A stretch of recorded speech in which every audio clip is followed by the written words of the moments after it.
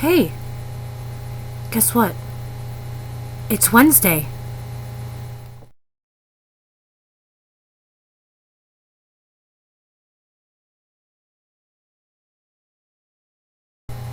Well, I thought I would start this week off first by answering questions, then jumping into whatever we happen to jump into.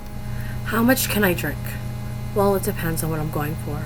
If I want to have a nice buzz, or if I want to get wasted. Um, I think a big factor that plays in that depends on what I eat first. I usually try to eat something good and solid before I actually start drinking because if you don't, you're gonna feel like ass. Another factor is also with the hangover. Obviously, the more you drink, the harder the hangover is gonna be and to recover from it. And I try to avoid at all costs of feeling sick. Thank God I'm not one of those people who actually do throw up. It's happened to me a few times. And actually, as I've gotten older, it's gotten worse. But usually my hangovers are tiredness, and I just want to sleep the whole day through. My favorite place in the village to eat, I'm gonna have to say actually Zelda's. I love their food and I love the atmosphere, especially in the summertime, sitting out there on the patio. They actually make an awesome poutine. If you don't know what a poutine is, it's fries, cheese, and gravy. Strap-ons, yes or no? I'm gonna have to say a big yes. Strap-ons are actually really fun. As long as your partner has the motion of the ocean, if you will, and as you have the motion of the ocean yourself. So have fun with the strap-on. Besides, you can always take it off and have some other fun. Well, my coming out is actually in a few different parts.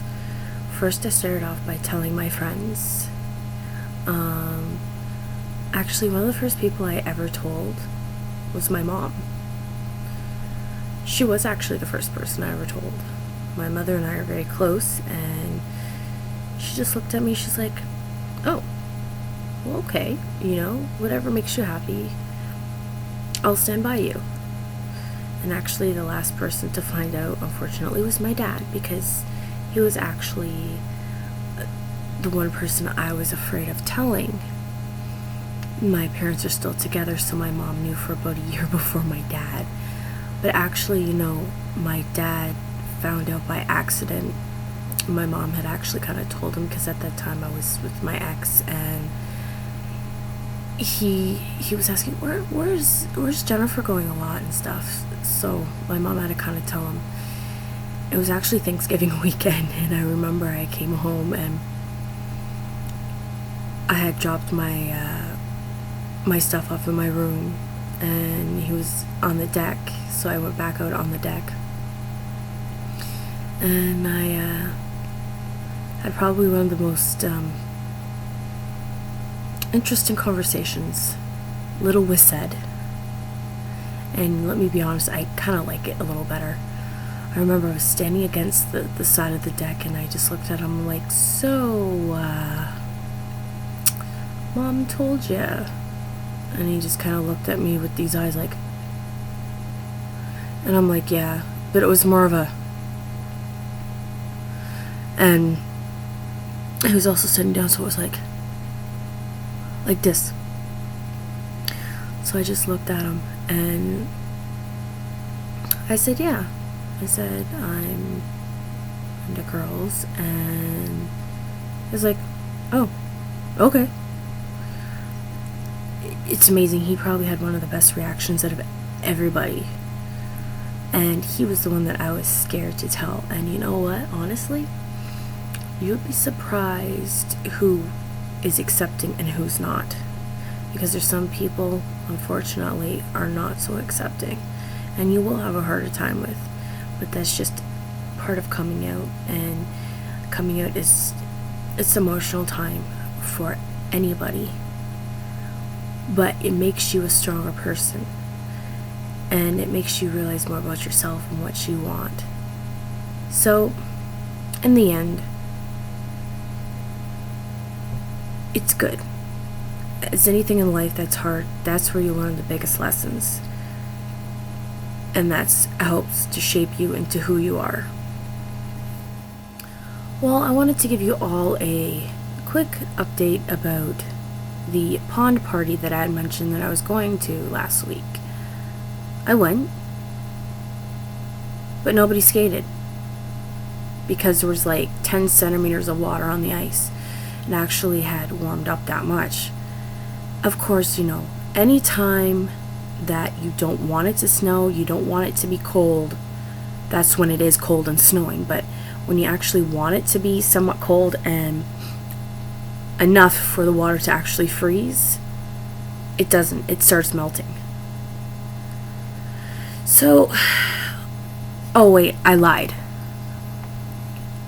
There was one person who was skating. Jeanette. I also blame it too because she was really intoxicated. But it was highly amusing. Sadly, nobody got to see me push the chair around on the ice. And there's no photos. Maybe next year. Well, this Saturday is Valentine's Day, which means a lot of people will be going to the movies, out to dinner, getting flowers, and the store think they can jack the prices up about half for flowers. Just say a dozen roses is supposed to be $30. They can charge $60 because they know people will pay for it. But that's just how the industry goes, people. And there's not a damn thing we can do about it. And also they know people are going to pay for it. But on a brighter side, just wanted to know what you guys doing for Valentine's Day. For that special someone. If you're single with friends, what are you doing?